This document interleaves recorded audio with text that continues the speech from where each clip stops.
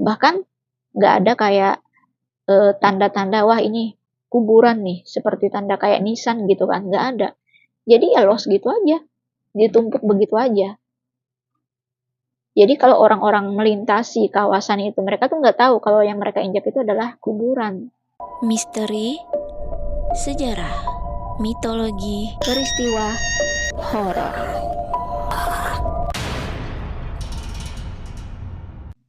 Assalamualaikum warahmatullahi wabarakatuh. Hai, ketemu lagi nih dengan channel aku. Terima kasih ya kalian sudah klik video ini. Semoga di awal tahun 2026 ini kalian semua sehat walafiat ya.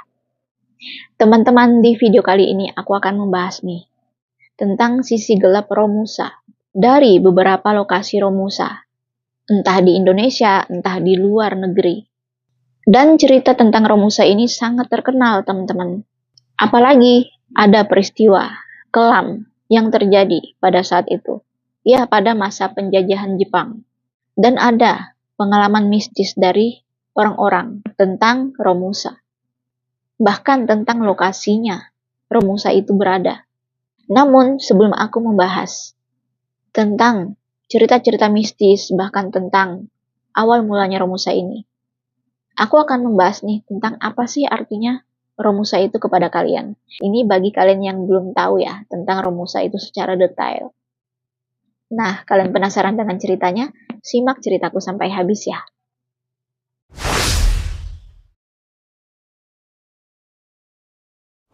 Romusa adalah kata yang berasal dari bahasa Jepang, yang artinya adalah pekerja atau buruh. Tapi bagi Indonesia, Romusa itu mempunyai makna arti yang begitu mendalam. Ya, mempunyai makna dalam sejarahnya, yang artinya pekerja yang dipaksa bekerja berat. Di masa penjajahan Jepang, yang diperintah oleh militer atau tentara Jepang selama Perang Dunia II. Dan kejadian itu terjadi dari tahun 1939 sampai tahun 1945. Namun secara keseluruhan sistem kerja Romusa dimulai sejak tahun 1942 sampai tahun 1945. Jadi ada kurang lebih 3 tahun lah mereka itu dipekerjakan paksa. Dan Romusa itu diresmikan bekerja dari tahun 1943. Awal mula Romusa itu terbentuk, teman-teman. Para militer atau tentara Jepang ini membuka lapangan kerja. Ya, mereka membuka lapangan kerja untuk lokal. Ke desa-desa, ke masyarakat yang nggak mampu, ke masyarakat yang nggak kerja gitu loh, yang nggak kerja tetap. Bahkan ke mahasiswa, ke pelajar, dan ke anak-anak yang kurang mampu. Tapi dinyatakan kebanyakan mereka mengambil para laki-laki. Para tentara Jepang ini pun mengiming-imingi gaji atau upah yang sangat besar. Sehingga orang-orang itu tergiur. Mereka pun langsung berpikir, wah nggak usah kerja yang lain tuh karena gajinya kurang banyak. Mendingan kerja sama orang Jepang ini. Gajinya juga lumayan besar, bahkan orang banyak banget yang mendaftar. Karena hal itu pun banyak banget yang tergiur, teman-teman. Selain itu ada juga yang mendaftar secara sukarela. Mereka itu ingin dibilang sebagai pahlawan, ingin dibilang sebagai prajurit. Karena hal itu yang mereka inginkan dengan nama dipanggil dengan prajurit ekonomi atau prajurit Indonesia gitu. Mereka rela dibayar setengah aja gitu loh. Ya, bahkan mereka nggak mau dibayar karena mereka ingin tetap membangun untuk demi kebaikan bersama. Tapi teman-teman, mereka semua nggak tahu di balik semua itu ada rencana busuk tentara Jepang pada saat itu. Akhirnya mereka semua berkumpul, teman-teman, ya, di setiap daerah, bahkan pelosok-pelosok ya. Dan bukan di daerah itu aja, tapi di daerah-daerah lain seperti di Kalimantan, Sulawesi, Jawa, Sumatera. Mereka semuanya itu banyak banget gitu loh yang mendaftarkan diri. Awalnya teman-teman, semuanya itu normal aja. Bahkan mereka pun sempat digaji dengan sesuai permintaan mereka. Dan para pekerjanya ini sangat senang gitu loh. Mereka pun sangat semangat, bahkan menawarkan ke keluarga mereka, ke teman-teman mereka yang belum tahu tentang pekerjaan itu. Akhirnya, cerita bahkan tentang pekerjaan itu pun menyebar, sehingga semua orang tahu. Dan kebanyakan yang mau bekerja itu adalah orang-orang di kelas bawah. Ya, kayak orang nggak punya gitu loh, orang miskin. Namun kalau orang-orang yang sudah berada di atas dan ada kekuasaannya, mereka itu nggak ditawarkan, bahkan mereka nggak ada yang mau. Tapi orang yang di kalangan bawah yang nggak mempunyai atau nggak memiliki kekuasaan, mereka pun mau gitu loh. Dan mereka juga nggak berpikir panjang apa dampaknya yang akan terjadi setelah itu. Tentara Jepang, teman-teman, memerintahkan setiap desa diwajibkan mengumpulkan laki-laki dengan usia yang produktif. Ya, awalnya tentara Jepang ini memperkerjakan atau membutuhkan laki-laki yang muda. Ya, seperti kayak umur 18 tahun sampai ke umur 30 tahun gitu. Namun semakin lama, anak-anak di bawah umur itu dipekerjakan juga gitu loh. Dengan alasan supaya cepat gitu. Bahkan orang tua pun dipekerjakan. Yang udah jompo, yang udah yang harusnya itu di rumah, tapi mereka juga ikut gitu loh. Dan pria dewasa seperti umur 40 sampai 60 tahun, mereka semuanya ikut. Dan ternyata teman-teman, nggak laki-laki aja, tapi perempuan juga. Dan itu juga nggak sedikit. Perempuan juga dipekerjakan oleh tentara Jepang. Dan tugas mereka itu ya ringan lah. Hanya memasak dan merawat orang yang sakit. Ya, merawat para pekerja yang sakit gitu. Nah, para pekerja itu ya memang disebut romusa kan. Jadi saya sebut romusa aja ya. Jadi, kalau ada romusa yang sakit, mereka pun dirawat oleh perempuan-perempuan lokal. Dan perempuan-perempuan di sana itu bukan diambil dari satu wilayah aja, tapi dari berbagai wilayah. Yang seperti saya sebutkan tadi, kayak dari Kalimantan, Sumatera, Jawa, Sulawesi, seperti itu. Dan mereka dikumpulkan dan bekerja di satu titik atau beberapa titik yang sudah ditentukan oleh pihak tentara Jepang. Dan mereka itu sangat senang semua. Karena mereka puas gitu loh. Ada gitu loh timbal baliknya. Namun seiring waktu berjalan, karena meningkatnya kebutuhan perang, akhirnya semuanya itu menjadi paksaan gitu loh, melalui tekanan yang awalnya itu lembut, yang awalnya itu baik aja gitu, bagus, tapi menjadi kasar, menjadi kejam, terjadi penyiksaan, kekerasan, bahkan hukuman teman-teman. Mereka semuanya itu dibodohi, mereka juga dijebak, bahkan mereka ditarik secara paksa, harus bekerja, harus ada di lokasi itu. Kalau enggak, mereka akan dihukum cepat gitu loh. Jadi bagi mereka yang awalnya sudah dipaksa dan nggak mau, mereka tetap akan ditarik secara paksa. Sehingga keluarga mereka itu sedih gitu loh. Bahkan ada yang rela karena nggak tahu kan akan endingnya seperti apa. Dan nggak sedikit juga keluarga itu banyak yang sangat khawatir tentang nasib keluarga mereka, tentang nasib anak mereka, tentang nasib suami mereka, bahkan tentang nasib ayah mereka. Cara-cara paksa itu pun dilibatkan oleh ketua RT, oleh perangkat desa. Dan mereka juga harus sama-sama meyakinkan kalau pekerjaan itu memang benar-benar nyata hasilnya. Yang tadinya awalnya mereka nggak mau, akhirnya luluh juga gitu loh. Karena mereka diyakinkan oleh perangkat desa mereka, oleh RT mereka. Banyak banget teman-teman, para laki-laki dan perempuan dikirim jauh di luar daerah, bahkan ke luar negeri, ya ke luar Indonesia. Dan nggak sedikit juga mereka itu nggak pernah pulang, mereka juga putus kontak, nggak ada sama sekali komunikasi. Ya, kabar mereka itu nggak ada gitu, jadi keluarganya ini nggak tahu nasib keluarganya. Mereka hanya pasrah dan berdoa. Dinyatakan teman-teman, para romusa itu dikirim ke luar negeri, yaitu ke Malaysia, ke Burma, ke Myanmar, mereka dipekerjakan di sana. Para militer Jepang itu, teman-teman, mengarahkan Romusa itu untuk membangun sarana prasarana. Ya, guna mendukung kepentingan mereka sendiri untuk perang Pasifik. Ya, para Romusa itu bekerja pada pembangunan infrastruktur militer, kayak pembangunan jalan raya, kayak pembangunan rel kereta api, pembangunan pelabuhan, pembangunan goa-goa, yang tujuannya itu untuk melindungi para tentara dari serangan-serangan musuh gitu.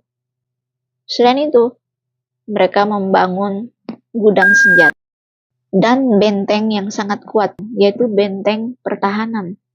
Dan pengerjaan kayak batu bara, timah, emas, nikel, serta lapangan terbang. Waktu Romusa bekerja, teman-teman, itu sangat bervariasi. Ada yang beberapa bulan, bahkan ada yang sampai 2 tahun lebih. Dan dinyatakan banyak banget yang nggak bisa pulang sampai akhir perang. Ya, dinyatakan para Romusa itu meningsoi saat kerja. Pada hari kerja, teman-teman, mereka itu bekerja 12 jam sampai 16 jam. Dan itu tanpa henti. Ya, tanpa istirahat yang cukup. Jadi kalau ada yang berhenti hanya untuk minum, mereka itu akan disiksa, akan dihukum oleh pengawas Jepang di sana. Jadi tenaga mereka itu nggak sebanding dengan pekerjaannya gitu loh. Bahkan nggak sedikit para pekerja itu pingsan. Ya, pingsan di tempat. Dan teman-temannya di sekitarnya itu nggak boleh membantu. Mereka harus tetap fokus dengan pekerjaannya. Jadi yang pingsan itu kadang dibiarkan aja gitu loh. Ada juga yang diangkat dan ditaruh begitu aja di sisi jalan tanpa diberi kayak minum atau makan gitu untuk tenaganya. Kebanyakan yang pingsan itu karena nggak tahannya sinar matahari. Ya, karena mereka bekerjanya itu di bawah terik sinar matahari yang begitu sangat panas. Tanpa henti. Bahkan di sana itu, ketersediaan makanan itu sangat kurang. Ya, jadi nggak sebanding gitu loh. Tenaga mereka itu kurang, makanannya juga kurang, tapi pekerjaannya itu semakin berat. Dan nggak sedikit juga, para Romusa itu meningsoi di tempat mereka bekerja. Ada juga mereka meningsoi karena mereka mengidap penyakit. Pada masa itu penyakit juga banyak, teman-teman. Kayak penyakit malaria, penyakit disentri, bahkan penyakit busung lapar. Dan yang sering terjadi, yang sering para Romusa rasakan itu adalah busung lapar.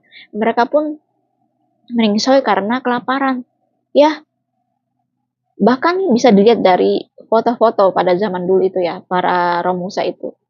Mereka itu, aduh, kayak apa ya, kurus banget gitu loh. Terlihat banget tulang-tulang mereka. Dan rata-rata dari mereka itu nggak berbaju. Bahkan di antara mereka juga ada yang kuat mental, ada yang bertahan. Jadi siapa yang kuat, ya itu yang bertahan gitu. Nah, bagi mereka yang sudah jatuh dan dilihat oleh perawat, bahkan ada yang kayak tentaranya itu ada yang masih punya hati nurani lah. Akhirnya diselamatkan tuh yang pingsan-pingsan itu. Jadi para Romusa yang pingsan itu ditaruh di suatu tempat dan dirawat oleh para perempuan. Ya, dirawat oleh pekerja Romusa perempuan. Kondisi para Romusa sangat memprihatinkan pada saat itu. Dan mereka itu dilakukan seperti kayak apa ya, kayak bukan manusia gitu loh. Seperti binatang dan nggak manusia cara mereka itu memperlakukan para Romusa itu. Padahal Romusa itu bekerja untuk mereka juga gitu loh. Tapi mereka itu ya seperti itu. Kayak nggak peduli. Mereka ini baik, mereka ini berjasa. Tetap aja gitu loh. Mereka melakukan semena-mena aja gitu. Dengan tindakan yang sangat nggak masuk akal. Kalau mereka istirahat gitu, kalau mereka makan atau apapun ada waktunya. Jadi kayak kejar-kejaran gitu. Jadi kayak nggak boleh duduk sebentar. Kadang mereka tuh makan tuh secara diam-diam. Kalau ketahuan mereka akan dihukum. Jadi bagi mereka kadang mereka tuh bekerja sama. Makan saling berbagi. Bahkan minuman pun mereka kadang menanamnya di dalam tanah. Di tempat lokasi mereka bekerja agar nggak ketahuan. Saking begitu ketatnya penjagaan di sana teman-teman pada saat itu. Bahkan ada juga para pekerja perempuan ini yang bekerja sebagai tukang masak ya, dan juga perawat. Mereka itu juga menyediakan makanan berlebih untuk para pekerja agar mereka itu nggak kelaparan. Apalagi yang para Romusa yang jauh gitu ditugaskan di pedalaman hutan. Karena di pedalaman hutan di sana nggak ada kan kayak persediaan makanan gitu. Jadi mereka itu bawa makanan sedikit atau enggaknya ya begitu aja gitu loh. Kalau habis ya kelaparan. Jadi mereka ya apa adanya. Nah, ada juga para Romusa ini. Kalau melawan atau membangkang, mereka akan di ya, mereka akan ditembak. Bahkan mereka langsung disiksa dan dipenjara, dimasukkan di dalam sel gitu yang sudah disediakan. Dan itu pun nggak tahu lagi nasib mereka. Dan dinyatakan, para pekerja ini, mereka ini disiksa dengan cara nggak manusiawi kan. Mereka itu disuruh menggali kuburan mereka sendiri. Kalau ada temennya yang sakit, mereka harus tega menggali kuburan itu untuk temannya. Jadi ada juga yang mengatakan kalau para Romusa itu dikubur hidup-hidup karena dirasa dan dianggap oleh tentara Jepang kalau mereka itu nggak berguna gitu loh. Apalagi yang sakit, apalagi yang kecelakaan kerja. Jadi mereka itu tetap disamaratakan. Dan ada juga yang terjadi pada mereka. Para Romusa yang sakit dikumpulkan, ditumpuk kayak apa ya, kayak cucian kotor gitu, ditumpuk gitu tanpa harus ada pembersihan, tanpa dimandikan, tanpa dikasih doa, tanpa ada syarat seperti orang meninggal pada umumnya. Mereka itu nggak mengadakan itu semua. Jadi kalau mereka meningsoy, ditumpuk begitu dan digalilah kubur secara massal dan ditimbun di sana. Ya, bahkan nggak ada kayak tanda-tanda wah ini kuburan nih, seperti tanda kayak nisan gitu kan, nggak ada. Jadi ya los gitu aja, ditumpuk begitu aja. Jadi kalau orang-orang melintasi kawasan itu, mereka tuh nggak tahu kalau yang mereka injak itu adalah kuburan. Para Romusa itu pun juga teman-teman mendapati makanan dengan porsi yang sangat sedikit. Ya, porsi yang sangat minim. Dan makanannya itu kurang bergizi. Dinyatakan juga makanan-makanan yang banyak, yang ada gizinya, yang sangat lengkap dengan buah-buahannya, itu dimakan oleh tentara Jepang itu sendiri. Bahkan perempuan-perempuan yang dipekerjakan itu, mereka juga bukan memasak aja, tapi juga melayani mereka. Mereka itu ya gitu, kalian tahu aja kan, melayani para tentara. Mereka melayani tentara Jepang itu saat malam hari. Dan para pekerja itu juga pun nggak bisa berhenti teman-teman. Mereka kayak harus tetap bekerja gitu. Kalau mereka berhenti dan melawan, mereka akan mendapat hukuman di tempat. Dan itu pun dipamerkan kepada para pekerja lain sebagai contoh. Ya, para tentara ini ngomong, ini contoh kalau kalian mau berhenti secara tiba-tiba, nggak mau bekerja lagi, kalian akan mendapatkan hukuman seperti ini. Jadi para pekerja lain itu yang tadinya mau berhenti juga karena nggak tahan kan, mereka tuh berpikir dua kali gitu. Jadi ada juga nih para pekerja itu yang berhasil meloloskan diri teman-teman. Dinyatakan teman-teman jumlah Romusa yang dipekerjakan itu ada sekitar 2 juta sampai 10 juta orang. Dan ada ratusan ribu orang yang dinyatakan ningsoy. Dan dinyatakan teman-teman salah satu proyek yang paling mematikan adalah pekerjaan rel kereta api. Ya, pembangunan jalan rel kereta api di perbatasan Burma dan Thailand. Mereka pun teman-teman para Romusa itu dipaksa bekerja untuk membangun sebuah jembatan penyeberangan agar memudahkan nih para militer melintas. Mereka pun semua bekerja tanpa bantuan alat berat. Jadi mereka itu bekerja itu secara manual. Kalau nggak mempunyai alat kayak cangkul atau apapun, mereka ya pakai tangan. Menggalinya tanah itu pakai tangan. Entah itu tanahnya keras atau tanahnya itu susah untuk digali gitu. Dan mereka harus berusaha sendiri menggalinya pakai tangan atau pakai batu atau pakai ranting pohon dan lain-lain sebagainya. Yang penting mereka itu dilihat bekerja gitu loh. Tapi ada juga mereka yang mempunyai persediaan alat-alat tukang kayak kapak, kayak cangkul yang mereka bawa dari Indonesia, dari rumahnya. Waktu pembangunan rel kereta api itu pun dibangun pada tahun 1942 sampai tahun 1943. Para romusa yang dikirim ke Burma dan Thailand itu untuk membangun rel kereta api, ada sekitar 60.000 orang Indonesia dikirim ke luar negeri untuk membangun rel kereta api. Bahkan sebagian yang bekerja, ada orang dari Burma itu sendiri, dari Thailand itu sendiri, bahkan dari Malaysia dan Myanmar. Jadi mereka yang bekerja itu orang-orang yang gak mempunyai kekuasaan gitu loh. Orang-orang yang ekonominya ke bawah. Dan mereka pun diperlakukan sama. Seperti orang-orang Indonesia. Gak ada yang kayak main pilih kasih, wah ini orang luar negeri, wah ini orang Myanmar, wah ini orang lokal. Gak ada. Mereka tetap mendapatkan penyiksaan dan kekejaman yang sangat di luar nalar manusia gitu loh. Nggak sedikit juga teman-teman, tawanan dari perang sekutu pun menjadi romusa. Ya, mereka yang sudah dipenjara, entah dari musuh, mereka juga dipekerjakan. Jadi saat dibangunnya rel kereta api, semuanya itu ada. Saat romusa membangun rel kereta api itu, mereka itu selalu mendapat perlakuan yang sangat kejam oleh tentara Jepang, teman-teman. Sampai-sampai banyak banget di lokasi itu. Banyak yang meningsoy. Dan sangat banyak banget jumlahnya. Setiap harinya itu banyak yang meningsoy. Bukan karena penyakit juga, tapi karena kekejaman dari tentara Jepangnya itu. Selain itu teman-teman, nggak ada pemberitahuan atau kabar untuk keluarganya. Jadi, kayak apa ya, kayak kalau sudah mereka mengikhlaskan atau melepaskan keluarga mereka untuk bekerja, ya sudah, kayak sudah terputus hubungan gitu. Ya, sampai keluarganya ini ada yang pasrah, ada yang juga sangat berharap kalau keluarga mereka itu akan kembali. Ya, anggota keluarganya itu kembali gitu loh, ayahnya, anaknya, suaminya.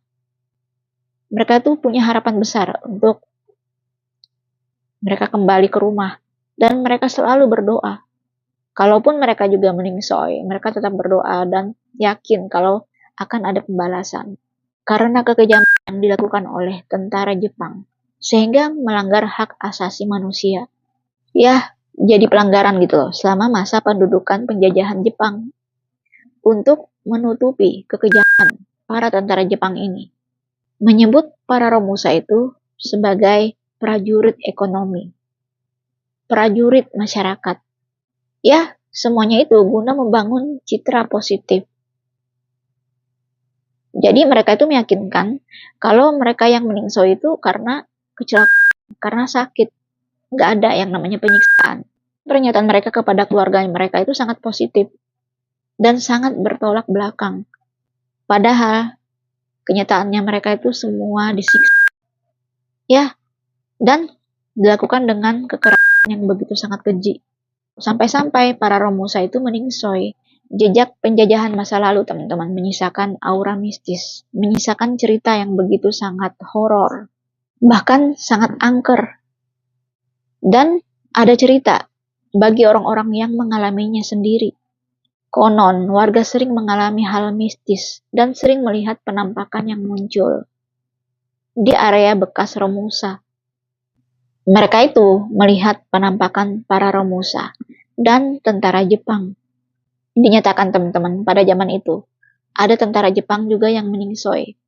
Ya, tentara Jepang yang meningsoy itu karena sakit, karena kecelakaan.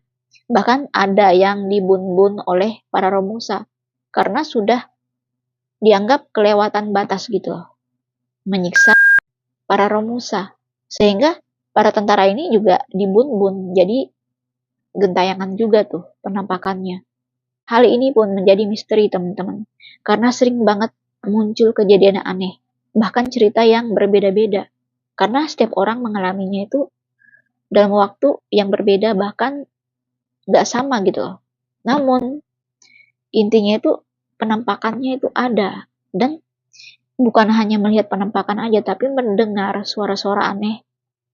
Dan seperti kayak disentuh juga gitu loh. Kejadian-kejadian aneh itu pun terjadi, teman-teman. Saya ceritakan kejadian aneh ini di Indonesia dulu ya. Gua Jepang Bandung Barat dibangun oleh Romusa dengan kondisi yang sangat buruk. Banyak diantaranya meningsoy karena penyakit, karena kelaparan, dan karena penyiksaan oleh tentara Jepang itu. Di gua itu, teman-teman, sering banget muncul penampakan hantu Romusa. Apalagi di kedalaman gua itu. Selain itu, teman-teman, muncul penampakan tentara Jepang yang ada di sana. Yang berdiri tegak dengan khas tentara, dengan khas pakaiannya, lengkap dengan senjatanya. Dan penampakan itu berlumuran darah dengan muka pucat pasi. Terdengar juga, teman-teman, suara tangisan, suara teriakan di gua itu. Bahkan suara kayak benda jatuh gitu yang sangat nyaring. Kayak suara pukulan, kayak suara lemparan gitu, tapi kayak lempar ke dinding dan termentul gitu. Selain itu, teman-teman, dipercaya oleh masyarakat lokal di sana kalau di gua itu tersimpan harta karun. Ya, harta karun peninggalan tentara Jepang. Dan tertanam di gua itu. Bahkan harta itu paling dalam banget gitu loh letaknya. Namun masyarakat lokal pun nggak berani mengambilnya karena dipercaya dijaga oleh arwah Romusa. Dan nggak setiap orang bisa sembarangan masuk. Harus ada syaratnya, bahkan harus ada izin. Karena takut akan terjadi hal-hal yang tidak diinginkan. Karena diyakini juga di dalam gua itu bukan hanya penampakan aja, tapi di sekitarnya, bahkan di dalamnya itu ada di sarang ular. Ya, bahkan binatang-binatang yang nggak bisa disebutkan. Takutnya berbisa dan bisa mencelakakan para pengunjung. Di Bayah Banten, teman-teman, di sana itu ada bekas kuburan massal Romusa yang pernah ditandai dan dibangunkan monumen. Yang saat ini dinyatakan monumen itu udah roboh. Masyarakat lokal, teman-teman, sering merasakan adanya aura mistis di sekitar lokasi. Ya, di bekas kuburan massal itu. Ada masyarakat mengatakan kalau melihat sosok penampakan memakai pakaian sobek dan penampakan itu berkeliaran di malam hari. Berjalan tak tentu arah gitu loh. Kemudian menghilang dari kejauhan. Selain itu, mereka merasakan seolah-olah kayak masih ada pekerja yang bekerja. Ya, mereka menyatakan kalau itu adalah hantu Romusa yang masih bekerja di dalam. Jadi seolah-olah kayak tetap bekerja gitu loh. Dan mereka juga melihat ada kayak sosok Romusa gitu. Seperti kayak mencari makanan. Kayak orang kelaparan gitu. Kayak berlari ke sana ke sini. Dan kayak orang gelisah gitu. Namun setelah disadari, ada orang yang melihatnya tiba-tiba menghilang. Ada juga, teman-teman, cerita tentang suara seperti kereta api yang melintas. Padahal di sana itu nggak ada kereta api yang beroperasi. Ya, nggak ada juga kayak kereta api melintas, tapi suaranya itu seperti nyata gitu. Seperti kereta api itu sedang melintas. Padahal sudah diperiksa, nggak ada satupun kereta api yang lewat. Jadi ya seakan-akan seolah-olah masih beroperasi gitu. Ada juga, teman-teman, para pengunjung bahkan orang-orang merasakan ada sentuhan dingin di leher mereka. Jadi leher mereka itu kayak ada yang menyentuh gitu loh. Tiba-tiba mereka ini langsung merinding bulu kuduknya. Selain itu, mereka juga merasakan kayak ada yang menyentuh rambut dan telinga mereka. Namun saat mereka menoleh, nggak ada siapa-siapa. Bahkan di saat mereka berada di dalam lokasi itu. Mereka itu seperti diawasi oleh seseorang. Dan itu kayak terasa banget gitu, ada yang mengawasi mereka. Bukit Soeharto, Kalimantan Timur. Berada di lokasi Kabupaten Kutai Kartanegara. Dan Penajam, Pasir Utara. Kawasan Bukit Soeharto itu dipercaya pernah menjadi tempat Romusa bekerja. Ya, mereka bekerja paksa di sana. Dan adanya Romusa itu disiksa dengan sangat oleh tentara Jepang. Konon, pengunjung yang melintasi Bukit Soeharto sering melihat penampakan, seperti penampakan para tentara Jepang dan juga para Romusa. Mereka itu seperti jalan berbaris. Bahkan ada juga yang melihat mereka itu berjalan berbaris di pinggir jalan atau di tepi jalan dengan membawa peti, ya seperti peti mati gitu. Dan yang membawanya itu adalah orang Romusa juga, dan diawasi kiri kanan oleh tentara Jepang. Dan mereka pun berwajah pucat. Ya, muka mereka itu pucat pasi gitu loh. Mereka itu sangat tegang, mereka jalan terus tanpa seperti kayak takut ditabrak gitu. Tapi mereka tuh jalan tanpa berhenti, tanpa menoleh kiri kanan. Jadi saat kendaraan yang melintasi kawasan Bukit Soeharto itu melewati tuh orang-orang itu, namun saat dilihat dari kaca spion nggak ada. Dan hal itu pun langsung membuat pengendara itu merinding secara tiba-tiba. Ya, apalagi pada saat mereka melintasi Bukit Soeharto itu, para pengendara ini juga nggak jarang mereka mencium aroma yang misterius, seperti aroma bau bangkai yang busuk. Mereka juga melihat penampakan yang sangat mengerikan dengan kondisi yang sangat penuh darah. Ada juga teman-teman cerita tentang pengunjung atau para pengendara yang melintas itu hilang dan dinyatakan dibawa oleh penunggunya, yaitu Romusa, ke dunia lain. Dan mereka itu dinyatakan tersesat dan gak bisa kembali ke dunia nyata. Namun ada juga yang dinyatakan bisa kembali namun linglung atau hilang ingatan, menjadi gila. Jadi, pada zaman itu teman-teman, kalau orang melintasi Bukit Soeharto itu pun mereka juga harus menyalakan klakson, ya, membunyikan klakson sebagai tanda permisi gitu loh, agar mereka itu nggak diganggu. Selain itu teman-teman, ada juga cerita tentang pengendara yang berhenti dan beristirahat, namun mereka itu dilihatkan dan dimunculkan penampakan sosok Romusa dengan wajah yang begitu dekat dengan si pengendara ini, seolah-olah kayak mengusir gitu loh. Jadi si pengendara ini pergi dan nggak akan mau berhenti lagi. Selain di Indonesia teman-teman, ada juga cerita mistis tentang Romusa dan penampakan tentara Jepang ini di luar Indonesia. Itu pun di beberapa lokasi. Di sepanjang rel kereta api teman-teman, terutama di daerah yang pernah Romusa dipekerjakan paksa, seperti di Quarno River dan di Tanggul Gunung atau di lereng gunung teman-teman. Banyak yang melaporkan mereka tuh melihat sosok penampakan Romusa seperti sedang bekerja dan menghilang. Bahkan mereka juga mendengar teriakan-teriakan misterius di sana.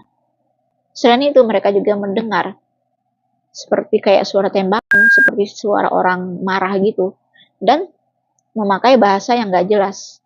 Mereka juga melihat sosok penampakan tentara Jepang di sekitar bekas tambang batu bara dan lokasi pembangunan infrastruktur seperti di daerah Jelis, seperti di daerah Kelantan, di sekitar rel kereta api yang dibangun oleh Jepang. Masyarakat lokal Malaysia di sana mengaku melihat penampakan seperti orang berkeliaran pada malam hari, kayak berjalan gitu, terus kayak memegang sesuatu, kayak bekerja gitu, lagi bekerja malam. Selain itu, kayak suara keramaian, kayak suara orang di pasar gitu. Seolah-olah para hantu ini masih bekerja dan mereka itu beramai-ramai bekerja sama. Dan gak sedikit juga para masyarakat lokal di Malaysia sana melihat penampakan itu seperti jalan menunduk.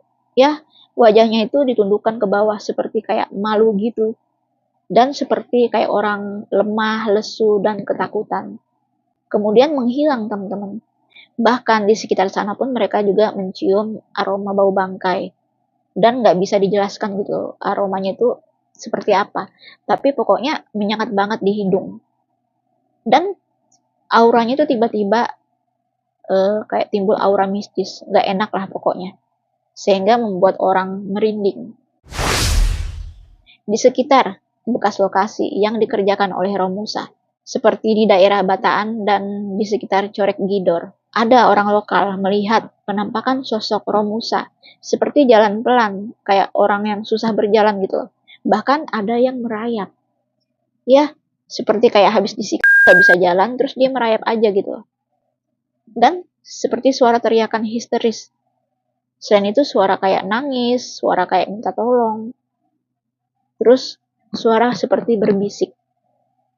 Kayak bisikan apa gitu di telinga mereka. Namun gak jelas gitu loh, tapi merasakan hal itu dengan nyata. Nah, bagaimana teman-teman menurut kalian tentang cerita mistis ini? Jika kalian memiliki cerita tambahan, kalian komen di bawah ya. Nah, sampai di sini dulu ceritanya. Sampai jumpa lagi dengan cerita menarik berikutnya. Dadah!